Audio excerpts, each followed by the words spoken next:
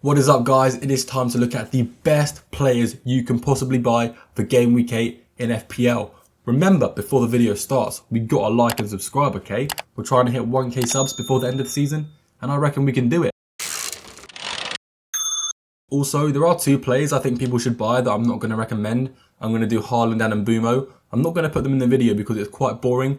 I believe you should already own these two players, and if you don't, you probably aren't going to. So yeah, we'll leave them ones out of this video just because I think it's quite boring. I'm going to recommend more players that people might not have. Now, we're not just going to look at the player stats here. We're going to look at the teams with really good fixtures. We're going to look at 4 in total, and we're going to recommend players from those teams, 7 players in total. So there's not a lot to go through, but there's a few good ones in here. First up, we're going to be looking at Fulham. Now, Fulham, guys, if you look on the FPL app, right, in the next 4 game weeks, they're given 3 grey fixtures, but I believe they have 3 green fixtures in the next 4 because playing away to Everton and playing away to Palace, they used to be grey fixtures last season, I'll admit it, guys. But this season, they are green, so don't be fooled by that. This fixture run is quite good. And even in that grey fixture, playing Aston Villa don't defend well away from home, so bringing in an attacker this game week for Fulham is not a bad idea. If you see in the watch list at the bottom, okay, there's 3 players I've got on there, Jimenez, Emil Smith-Rowe and Alex Iwobi. Personally, I'd only recommend one of these, and it's in the form of Jimenez. But if you want to get to Fulham through the midfield, Emil Smith-Rowe or Iwobi, those are the 2 I'd be looking at going for. But let's take a deeper look at Jimenez now, who I think has some of the most insane data I've seen for a player only costing 5.6 mil. Now, I know you've got that thing where like Muniz is in the team, and I guess Jimenez could be a minute's risk, and I guess that's kind of true, but he's definitely not a risk for starting. I'd be very surprised if he didn't start all of these 6 next game weeks. He's on much better form than Muniz and actually finishing the expected goals he's getting. And he's also getting some expected assists too, which you don't normally see, but that's good. The only, con of going for Jimenez is that he will get subbed off around the 70th minute each game, but that's really not bad considering how much he offers for only 5.6 million value. I think he's still very much worth it if you're looking for a cheap option in your front 3. Next up, we are going to be looking at Tottenham. Now, I think Tottenham is the team to target this game week, guys. These 5 of these next 6 games, you can see Tottenham scoring 2 or 3 in every single one of them, maybe 4. But obviously, they've got a really tough game week 12, so either have rotation in mind or a wild card planned for game week 12 because that game does not look very tasty. So yeah, let's get right into this Tottenham attack. We're actually going to be recommending 3 players, and the first one we're going to be looking at, who I think is maybe the best but the hardest to acquire, is Solanke. He's the hardest to acquire because he's a forward, and there's not enough forward options to get all the good forwards in. You may already have 3 good forwards that you don't want to sell, and you might not be able to get Solanke in, but don't worry, there will be midfielders recommended too. Now, Solanke has some of the highest expected goals per 90 in the last few game weeks. We're looking at the last 4 here in particular. The only problem is he's slightly underperforming them, and I don't like players who underperform their expected goals. But the thing is, we know this is very rare for Solanke. Like at Bournemouth, he was always overperforming them. And I think he'll continue that here at Tottenham. He's just settling in a bit, So yeah, I'm a huge fan of Solanke. Looking at someone around the same price point in midfield this time is James Madison. Now, this guy's my favourite from Tottenham. Even though he's technically not the best, he is the most reliable, okay? There's no one else that can really play number 10 at Tottenham like Madison does. So it's very unlikely he doesn't start. Very unlikely he gets stopped off early. I don't think that's going to happen at all, maybe for the rest of the season with the way he's playing. I also like the fact he's got high expected goals, high expected assists and set pieces. Gives him so many different avenues to go down when he wants to get a return. If Tottenham end up scoring 3 goals in a game, it's going to be insanely unlikely that Madison isn't involved in at least one of them. The final Tottenham player I want to look at is probably the best value for money Tottenham asset. He is only slightly worse than these 2. Based off current form, he is definitely the best out of these 3 though. Brennan Johnson, these expected goals for 6.6 mil is ridiculous. It is just insane. I don't think people with a 6.6 mil price tag should be getting this high on the expected goals and actually be scoring them. The problem is, slow it down for a second, guys.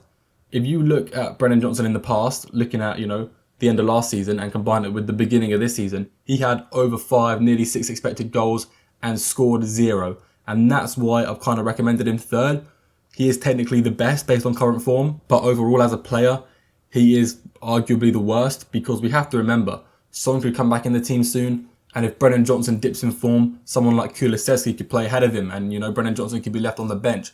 so he's not exactly the safest player to go for. But if you want to take a risk and you want to go differential, or you simply just can't afford the other two, Brennan Johnson is still really good to go for. I find it unlikely that he's going to dip in form as you buy him in game week 8, especially with the good fixtures coming up.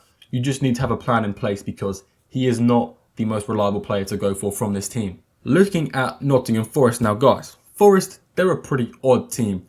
They don't score a lot and they don't concede a lot. They've only conceded more than 1 goal in a game this season once, and that was when they had a red card. And it's the same the other way around. They don't usually score more than 1 goal either.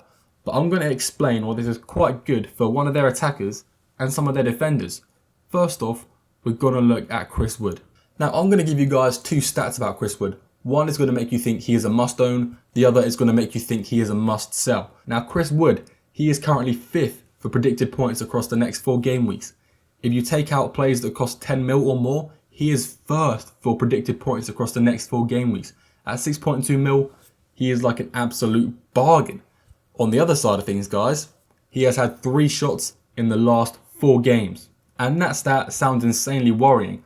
But I'm here to assure you guys, that is not worrying for Chris Wood. In fact, it's not even unusual. He's got one of the highest conversion rates in the Premier League. But guys, the good thing about the low scoring games is that when Chris Wood scores, he doesn't just get 6 or 7 points. He's only ever got 8 or 9 points when he scored this season.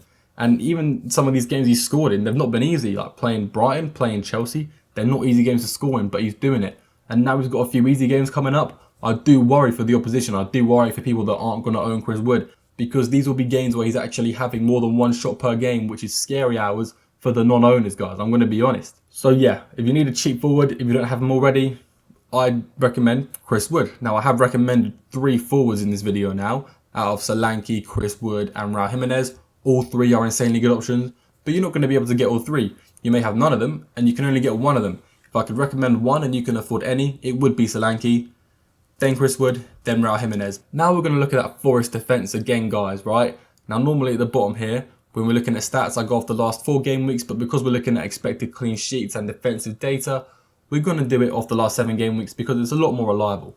And while 0.4 expected clean sheets per game doesn't seem like a lot, for a defender that costs 4.5 mil, it is. I do think they could be looking at 2 or 3 clean sheets across the next 6 game weeks, which is very, very good for a defender only costing you 4.5 mil. I'm not usually a fan of recommending defenders for transfers, but there could be people watching this who want to pick a defender and want to transfer in a defender. And while it may not seem exciting, guys, this is the player I'd recommend you all get in your teams if you want a defender, because you could even get rid of one of your expensive defenders, save some money in your team and get a big attacker in. Now, I've recommended Milenkovic here. You could get Aina as well. Aina's going to be getting more bonus points when you do get the clean sheet, but Milenkovic has the goal threat from corners. Now, you guys are going to hate me for recommending this team, but they have the best fixture run across the next 6 game weeks, way better than any other team I've shown so far, and that is Manchester United with 5 greens and 1 grey fixture. The problem is, they've been terrible recently, and they've not got really any good assets, any reliable assets. Guys, Manchester United are not going to finish this season in 13th place, okay? There will come a point where they turn their form around, and on a fixture run like this, I find it very hard to imagine this is not where they do it. I do believe this is where it's going to happen. And with all of their players being differential at this point, it could be a good idea to get on some of their assets. Although do keep in mind, it is insanely risky. And the one player I'm going to recommend from this team, well, he's been a massive disappointment so far, and that is Bruno Fernandez, guys. Looking at his data, it's terrible, let's be honest. But Man United have been terrible the last 4 game weeks as well, so that's not a surprise. When we're looking at Man United players for this fixture run, we're going to be looking at what's going to happen in the future, not what's happened in the past, you know. And Bruno Fernandez, he sometimes takes corners, free kicks, he's on penalties, and he usually does everything for United, expected goals and expected assists wise. You remember the first 3 game weeks of this season, he had the highest expected points in the game along with Luis Diaz and Haaland. So it's not like he's been terrible with data all season. Obviously, it's risky and it could turn out to be terrible, but I don't think it's a bad idea to try and jump on a player that's not got a lot of recognition in FPL at the moment and hope they turn out to do well. I mean, like I said, it is a risk, but playing this game boring is just, it's a bit boring. I get sometimes you want to go for the template players, but Bruno Fernandez, if you've got the money for it, could be an okay player to go for.